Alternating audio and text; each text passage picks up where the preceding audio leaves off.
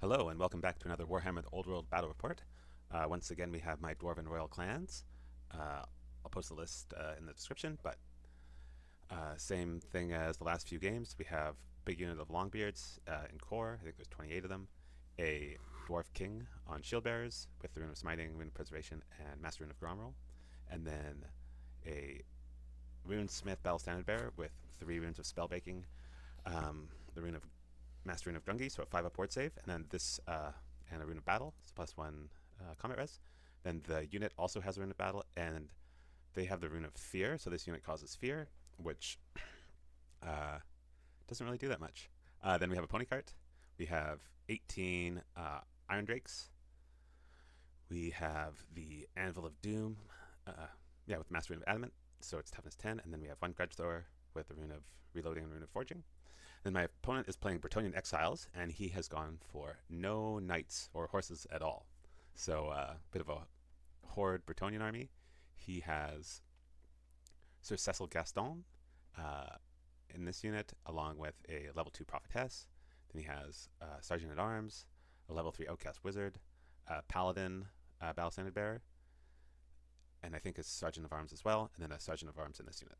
And then so this is a big unit of Yeoman Guard, 2 units of Men at Arms, and then 1 big unit of Foot Knights, 2 units of Archers, 2 units of Squires who have scouted up, and then 2 Bombards and a Trebuchet.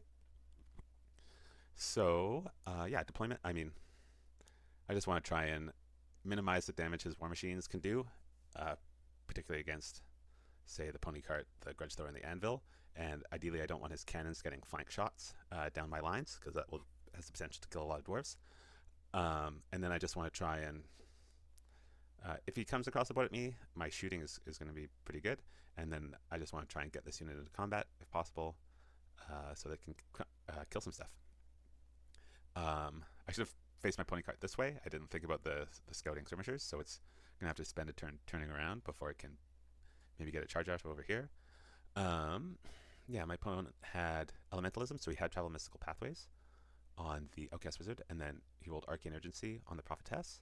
Then he also had Plague of Rest, and I'm not sure what his third spell was, but he had Arcane Urgency, and then the Blessing of the Lady's Blessing, but the Regeneration spell on his Prophetess.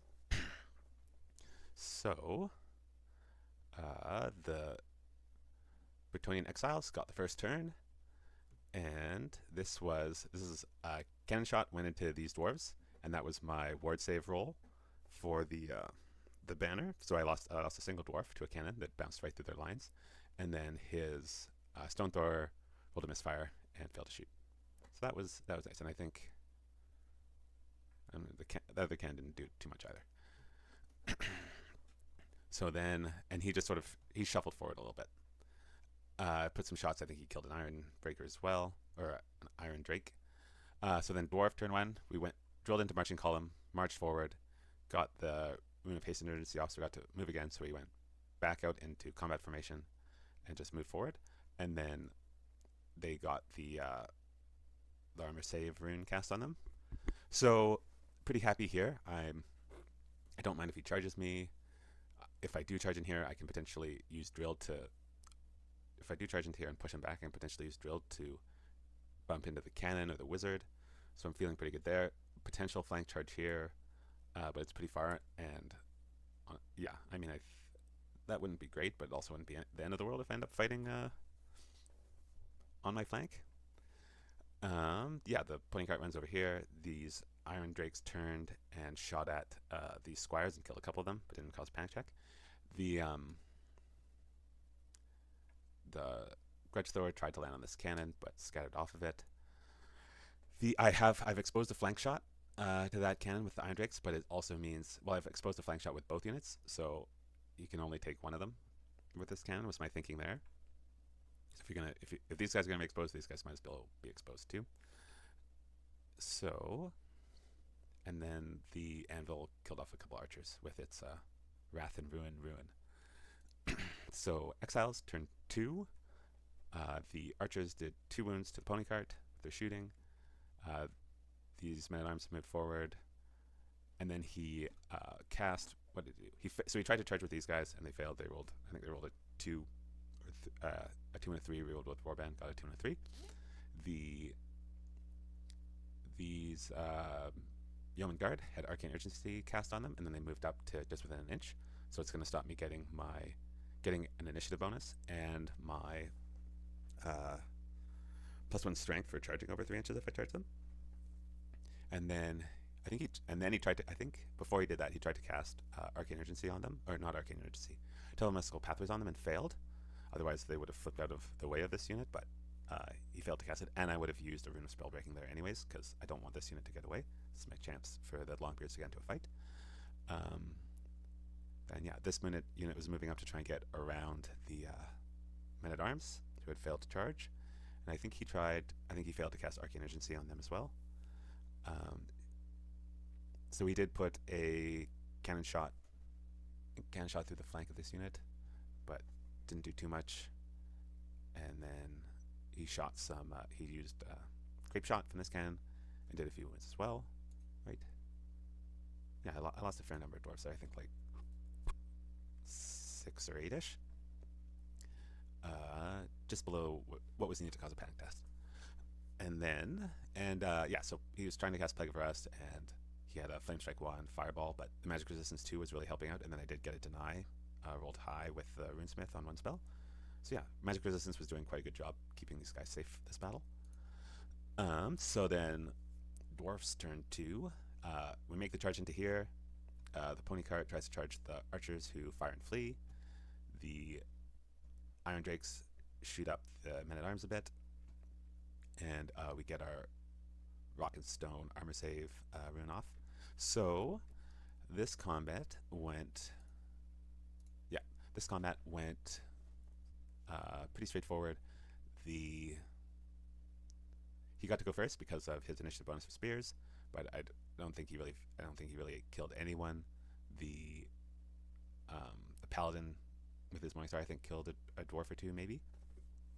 Oh, and maybe he killed a couple, because I only got like 4 attacks back in, but I was using great weapons, so I killed 4, I think got 4 of the Man-at-Arms, and then the King directed his attacks into the Paladin and killed him because they were in base to base. So he lost his Battle Standard Bearer and the bonuses from the Paladin.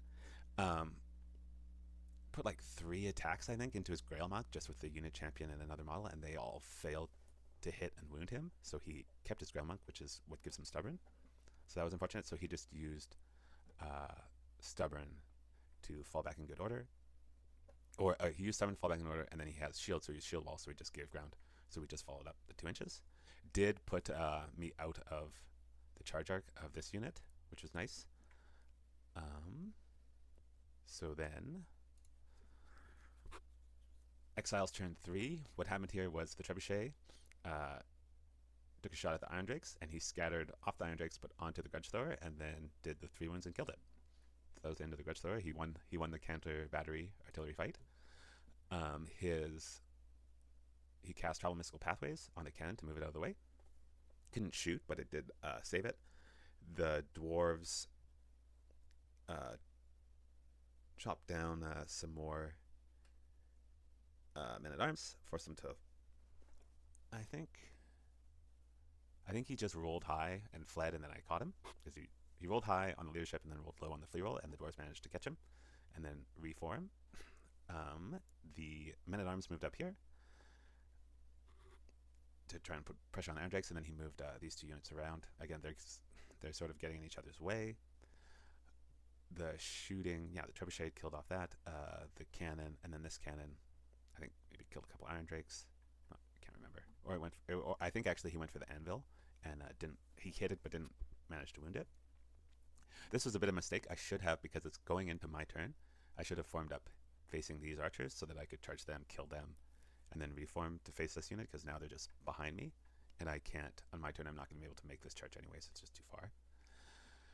So going into the dwarf turn, the dwarves just sort of, I declared the charge anyways, I think maybe if I had got a 6 I could have gotten in with the big wheel, but wasn't able to make it in. They just moved forward a little bit. The Iron Drakes unleashed into this Men-at-Arms unit, knocked them down to 4 models. The Pony Cart finally managed to get his charge into the Squires, killed 1, and then they fled, and then the pony cart ran it down. So it's now thinking that it might go for a wander over towards the trebuchet and cannon. And, you know, it's being protected currently by this force, so it doesn't have to worry about the cannon shooting it. So you might go put some pressure there.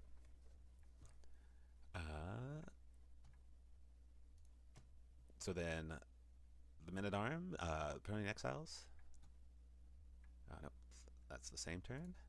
So the Brettonian Exiles turn, these guys decided that charging the Iron Drakes was not going to go well. They just died of the Centitude, so they just sort of, and he couldn't wheel and march to get past them, so he just sort of turned and walked to the side a little bit.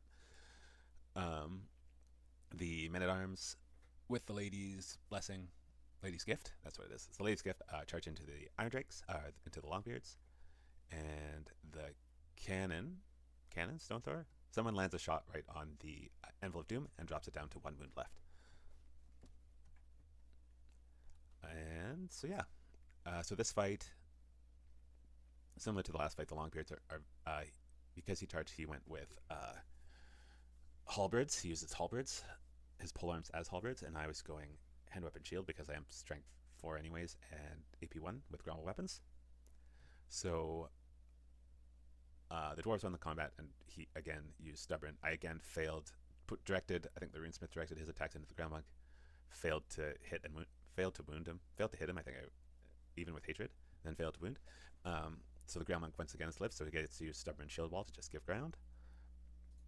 But we're okay. We're happy as long as the dwarves are in combat, they're not getting shot by cannons. So we're okay with that. So the dwarf turn. Once again, we're just grinding down some peasants. So I think they just gave ground again, which is good because it's stopping his knights from getting to charge in. The pony cart keeps making its way towards the trebuchet, and these the Iron Drakes finish off the last 3 yeoman guard, and I think the anvil finishes off the last 3 squires with Wrath and Ruin. That's just close up of the fight. So you can, maybe I'll tell my dwarves are getting more painted. I need to, pretty happy with what they're at. I need to do some basing on them, but I have a couple. The Iron Drakes have some basing on them, and I just need to finish it off. And then I think I have a good idea for the. I like the scheme that I'm going for, so I'll get that done on the Longbeards pretty quick here. So the sneaky humans use travel mystical pathways to flip around behind the Longbeards in the movement phase, but then the combat phase, the Longbeards finish off the.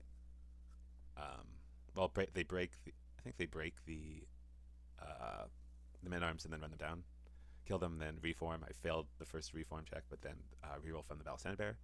I managed to roll a 10, so I got to reform. So I'm turning back to face the Foot Knights. The pony cart keeps going forward, and I start moving the Iron Drakes off the hill. I was hoping to double move them to get into range, but I failed to cast the Rune of Haste and Urgency. So the cannon shoots off the pony cart. I'd only had 1 wound left. The Foot Knights get up to within just over an inch away from the Longbeards to stop, and then they had no, I think he failed to cast Earthen Ramparts on them, maybe. So yeah, he thought about declaring a long charge, but decided not to. I think it was maybe not even makeable, or was it 10 or something? So he just moved up, and I had used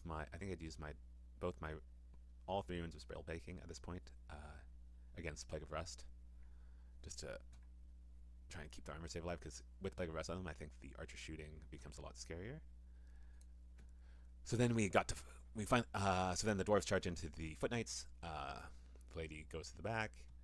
The king issues a challenge, hoping that Sir Cecil, which we've declared our ancestral grudge against, will accept it, but he wisely doesn't. So the king gets to beat up a Foot Knight champion instead.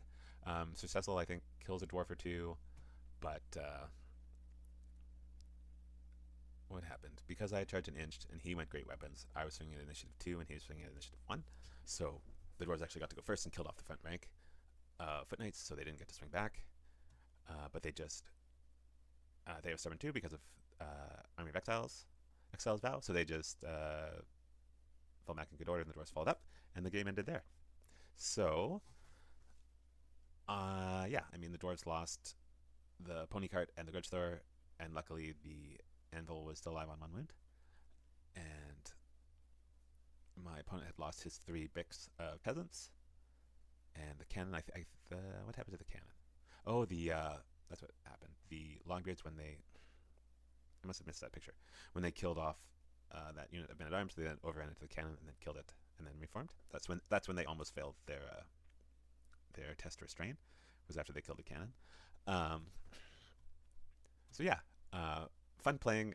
It was fun playing with infantry units fighting each other. I mean, this dwarf Death Star is a bit weird, but it was fun seeing units of 20 to 30 infantry trying to get flanks on each other.